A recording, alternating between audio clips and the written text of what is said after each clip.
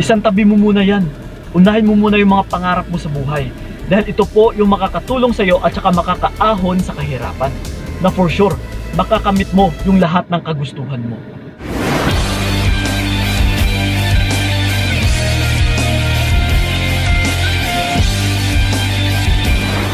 Yo, what's up?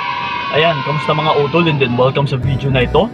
So once again, this is pa yung kaibigan ni Kiko. So syempre, usapang pag-ibig na naman. Dahil ito, ang magiging topic natin sa video na ito is paano ipakita na siya ay basura klaseng X. Yon. So ito mga utol, kagaya na rin ito sa topic natin kahapon, na kung paano natin na ipapamukha na wala siyang kwenta talaga, na para magsisi yung ex mo at saka para ma-miss ka rin niya ng sobra-sobra. Yes. So ito ngayon, paano ba natin na ipakita na siya ay basura klaseng ex? Oh. So ito mga utol lagi po ninyong tandaan kung bakit humantong kayo sa hiwalayan. Yes. Yun lang po ang lagi ninyong tandaan. Kasi kung minsan is nahahantong tayo sa pagkakaroon ng kalungkutan after ng hiwalayan. Mamimiss natin yung ex natin, nalulungkot tayo dahil mag-isa lang tayo, namimiss natin yung palaging may kasama, which is namimiss natin na palaging nandyan sila. Okay? So pero ito ngayon, ang palagi mong tandaan is bakit kayo nagkahiwalay. Not unless na lang kung ikaw talaga yung may kasalanan. Kung nagloko ka, is deserve mo rin yung gawain na ito na hiniwalayan ka ng partner mo. Pero kung alam mo naman na wala kang nagawang kasalanan, na minamahal mo lang siya ng tama, or minamahal mo lang siya dahil yun ang nararamdaman mo, is yes, kailangan mo talagang tandaan din or alalahanin kung bakit kayo nagkahiwalay. Na dahil may rason, na kung saan is palagi ka na lang nahihirapan, palagi kang nasasaktan. Ito mga utol, kailangan talaga is marunong tayong tumanggap sa kung ano man yung kahahantungan ng mga relasyon natin. Na wag muna magpadalos-dalos, na wag muna natin ibigay lahat-lahat, na which is wag muna tayong makampante talaga.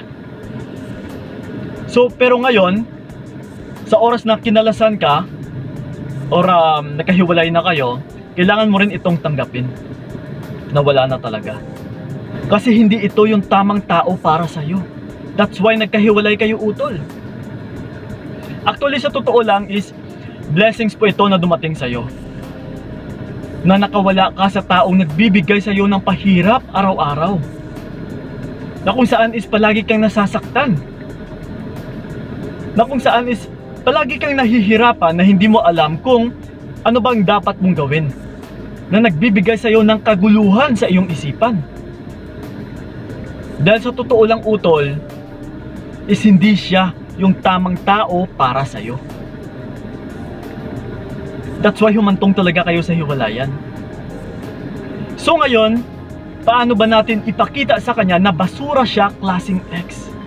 Like I said na rin dati, or like I said na rin pala kahapon sa vlog natin, na huwag ka talagang magparamdam na. If I were you is, i-block mo na siya. And then hayaan mo na. Sa oras na siya ay magpaparamdam, sa oras na siya ay nagpapapansin, mas mainam utol is, huwag mo talagang kibuin. Ipakita mo na, parang pinagsisihan mo na rin kung bakit kayo nagkakilala, na yun yung pinaka-worst na mga pinagdaanan mo, yung time na dumating siya sa buhay mo. So ngayon, yung hindi ka nagpaparamdam, ipapakita lang natin na hindi siya nag-i-exist, na hindi mo siya nakilala, ng tipo talaga na parang pinagsisihan mo lahat-lahat, na kulang lang is kung pwede lang maibalik yung dati na panahon, ay sana hindi mo na lang talaga siya kinilala, or sana hindi mo na lang siya kinibo, or sana hindi mo na lang siya sinagot, or sana hindi mo na lang din siya minahal. So dahil which is ngayon nangyari na nagkahiwalay kayo, yes, palagi mo talagang alalahanin, utol, na hindi siya yung karapat-dapat na tao para sa'yo. That's why humantong talaga kayo sa paghihiwalayan. Kasi kung okay yung taong yan, is for sure, masarap yung buhay mo sa ngayon, kasama yung partner mo, na mayroon kayong peace of mind. So kung walang peace of mind sa relationship ninyo, away-bate, naglulukuhan, ulit-ulit, walang pagbabago, sinyalis po yan na hindi talaga siya karapat-dapat para sa'yo. Na hindi siya yung tao na dapat mong mahalin. Na hindi kayo magka-match.